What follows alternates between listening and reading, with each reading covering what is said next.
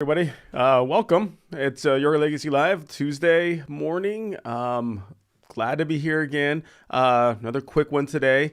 I promise we'll get to the meaty ones here soon and really start digging into some specifics. But still, I want to lay that foundation of the different pieces and different tools we can use to grow our businesses, to protect our families, and to have those contingencies in place, so that our families never left hanging, our businesses never left hanging, and we can succeed even when life throws curveballs at us, okay? So the piece we're going to talk about today is what we call living will, all right? So let's go ahead and jump in.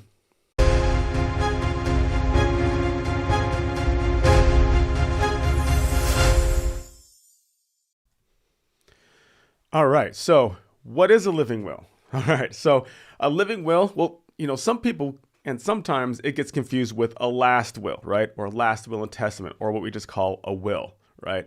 A last will or will, it says who gets what after you're passed away, right?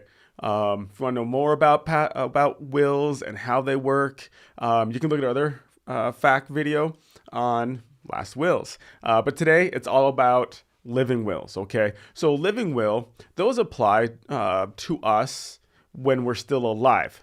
So last will is when you pass away, who gets your stuff. Living will, while you're still alive, and it helps you in situations where you're terminally ill or irreversibly ill or injured, meaning you're sick or you've been hurt and you can't make decisions for yourself. Whatever reasons you can't communicate, right?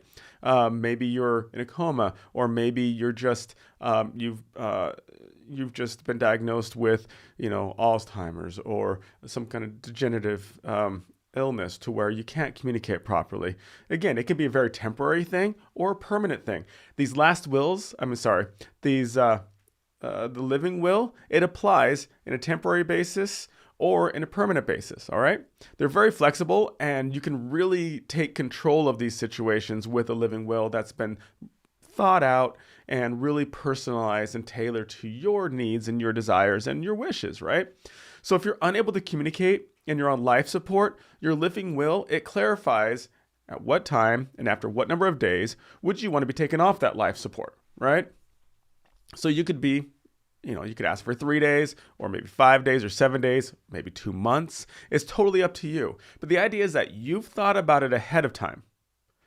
You've put it in writing so that your family, if they find out they're in this situation with you, you're incapacitated, you can't make the decisions for yourself, and they're wondering what to do, and they want to know what you would want done for you, then your living will can clarify it for them, right? They don't have to guess. So after however many days that you've stated in your living will, if they don't see any improvement after those many days, then they can take you off life support because you've told them that's what you would want. Now, the nice thing about this is, a family member, without telling them up front in writing, family members often differ at what they might think you would want, right? So somebody might say, your spouse might say 3 days. Your mom might say, no, they'd want 2 months or 7 days. So you can see how this can cause a fight in the family. It's an unnecessary conflict, all right? And it can lead to disastrous results and destroying relationships, and we just don't want that, okay? So if you decide ahead of time that 5 days is your number, whatever it is, let's say you decided 5 days and you put it in your living will that you'd want to be on life support for 5 days without any improvement, you're okay, and you'd like them to take you off of life support at that time. They know exactly what you would want, and they all comfortable knowing that they're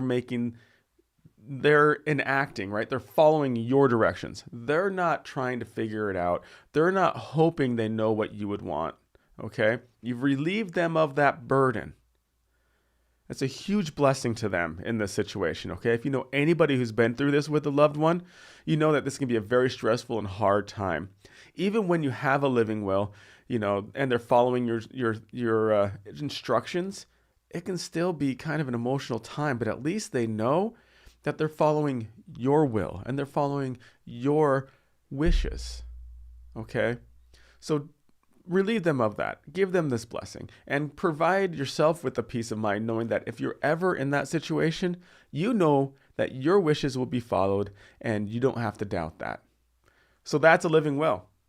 Appreciate your time today, guys. I hope that really helps. Again, we'll be digging into some meatier things here soon, but I think this is really important to know, okay? We're kind of setting those foundations for some really good discussions coming up in the near future. All right, with that, have a wonderful time, and we'll talk to you soon.